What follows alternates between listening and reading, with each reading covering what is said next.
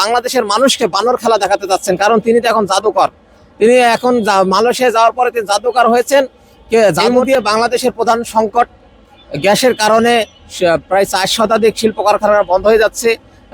Fabrics, garments, ভারী শিল্প, still, plastic, প্রত্যেকটা শিল্পই একটা অচল অবস্থা বিরাজমান।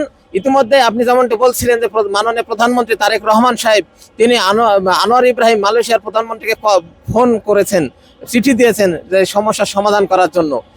আমি তো মনে হয় যে তিনি বাংলাদেশের মানুষকে বানর খেলা দেখাতে যাচ্ছেন, কারণ তিনি তো এখন জাদুকর। তিনি এখন মালয়েশিয়া যাওয়ার পরে তিনি জাদুকর হয়েছেন।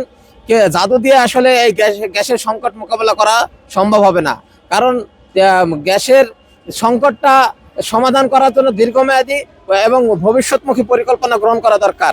যেমন আমি পেট্রোবাংলার কথা বলি, পেট্রোবাংলা লসে আছে কেন লোকসানে আছে? যারা পেট্রোবাংলায় কর্মরত আছেন, গবেষক যারা পেশাদার এক্সপার্ট রয়েছেন, তারা কি দায়িত্ব পালন করছেন? পেট্রোবাংলাকে সংস্কার করতে হবে এবং সেই সাথে যে মালয়েশিয়ার যে রাষ্ট্রায়ত্ত প্রতিষ্ঠান পেট্রোনাস, তারা যে প্রস্তাব দিয়েছে যে 7 থেকে 10 দিনের মধ্যে বাংলাদেশে এলএনজি গ্যাস সরবরাহ করবে, তাতে বর্তমানে প্রতি ইউনিট মূল্য 31 টাকা, কিন্তু তাতে 3 গুণ বাড়বে, 100 টাকা করে পড়বে প্রতি ইউনিটে।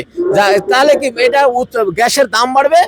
পক্ষান্তরে এটা সাময়িক সমস্যার সমাধান হলেও দীর্ঘমেয়াদী সমস্যার সৃষ্টি করবে, দ্রব্যমূল্যের দাম বাড়বে, রপ্তানি আয় কমবে।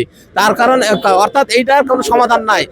সৌদি আরামকো এবং ইউনাইটেড দুবাইয়ে যে অ্যাডনক প্রতিষ্ঠান আছে, অন্যান্য কাতার এনার্জি, তারা লাভে আছে, তাদের সিস্টেম লস হয় না, পেট্রোবাংলা কেন লস হয়?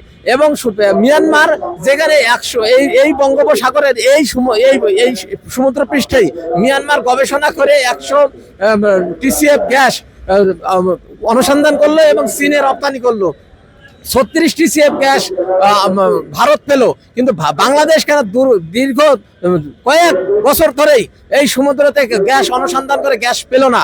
এই যে পুকুর চুরি, এই যে জনগণের টাকা দিয়ে নয়ছাই করা হচ্ছে, প্রকৃত অর্থে এলএনজি এলপিজি গ্যাসের দাম বারবার বাড়ছে এবং এলপিজি গ্যাসের চাহিদাও বাড়বে ভবিষ্যতে, 40 লাখ টিসিএফে পৌঁছে যাবে। সুতরাং চাহিদা বাড়বে, সংকট সৃষ্টি হবে এবং এই যে স্পট মার্কেট থেকে গ্যাস কেনা হলো 50% বেশি মূল্য দিয়ে। পৃথিবীর অন্যান্য দেশে সংকট আছে, মিশর, লিবিয়া, ভারতেও গ্যাস আমদানি করে, কিন্তু তারা কেউ স্পট মার্কেটে এইভাবে 6 মাসের জন্য 50% বেশি দাম দিয়ে কেউ গ্যাস কিনেনি। সুতরাং এই সরকার জ্বালানি সংকট মোকাবেলায় সম্পূর্ণ অপরিণামদর্শিতা ভূমিকা পালন করছে।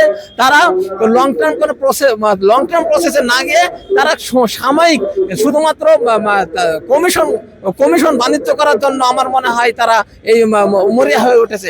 সরকারকে বলবো যে গ্যাস অনুসন্ধান করেন, গ্যাস যেগুলো রয়েছে সেগুলো দেশীয় বিশেষজ্ঞদের সাথে বসেন এবং এটি যারা সর্বদলীয় রাজনৈতিক ঐক্য নির্মাণ করে এই জাতীয় সংকট মোকাবেলা করেন। শুধু আমদানি নির্ভর এবং সাময়িক সমস্যার সমাধান করে এই সমস্যার সমাধান করা যাবে না।